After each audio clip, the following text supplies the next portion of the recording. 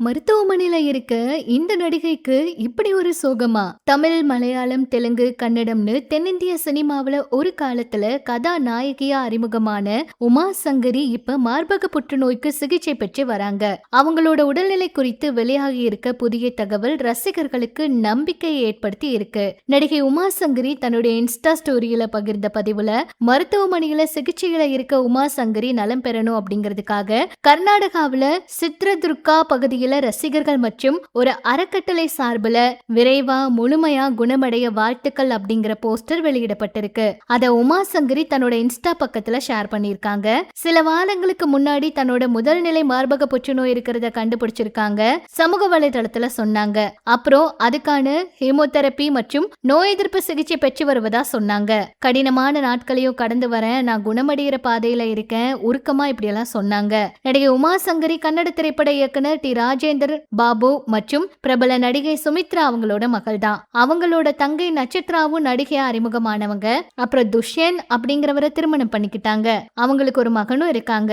திருமணத்துக்கு அப்புறம் பெருசா சினிமாவுல நடிக்கல. சமூக வலைதளங்கள்ல அப்பப்ப தன்னோட குடும்ப புகைப்படங்களை பதிவிடுவாங்க.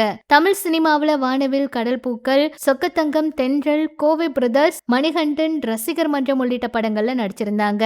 மலையாளம், தெலுங்கு மற்றும் கன்னட படங்கள்ல நடிச்சது வழியா இவங்களுக்கு பெரிய அளவுல ரசிகர்கள் உண்டு. ஒரு சில நடிகைகளை பார்த்தாலே ஏதோ பக்கத்து வீட்டு பெண் போல தோன்றும். அதுல ஒருத்தவங்க தான் உமா சங்கரி. திருமணத்துக்கு அப்புறம் உமா சங்கரி அவங்க சினிமாவை விட்டு விலகி இருந்தாலும் பல வருஷமா ஒரு சில சீரியல்லையும் நடிச்சிருக்காங்க.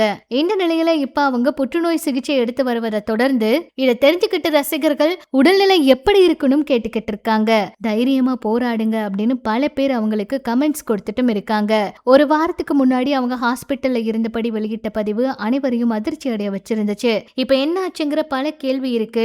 அவங்க இப்ப ஒரு புகைப்படம் பகிர்ந்து மெல்ல மெல்ல நான் குணமாகிட்டு இருக்கேன், என் உடல்நிலை இப்ப இப்படித்தான் இருக்கு அப்படின்னு சொல்லியிருக்காங்க.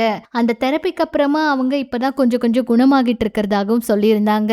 இந்த புற்றுநோய் பாதிப்பு இப்போ ரொம்ப அதிகமா இருக்குங்க. சமூக வலைதளங்கள்ல எங்க பார்த்தாலுமே இந்த புற்றுநோய் பாதிப்பு தான். சொல்ல போனா நிறைய பிரபலங்களுக்கும் இந்த புற்றுநோய் பாதிப்பு ஏற்படுத்துது. சொல்ல போனா இந்த புற்றுநோய் இப்ப அதிகமா வர்றதுக்கு காரணமே அவங்களோட லைஃப் ஸ்டைல் தான் அப்படின்னும், இதுக்கெல்லாம் சீக்கிரமா தீர்வு கண்டுபிடிங்க அப்படிங்கிற மாதிரி கருத்துக்கள் எல்லாம் கூட வந்துகிட்டு இருக்கு. இந்த புற்றுநோய் பாதிப்பு இன்னும் 2050க்குள்ள அதிகரிக்க வாய்ப்பு இருக்குன்னு கூட சொல்றாங்க. இது பற்றி உங்களோட கருத்தை சொல்லுங்க.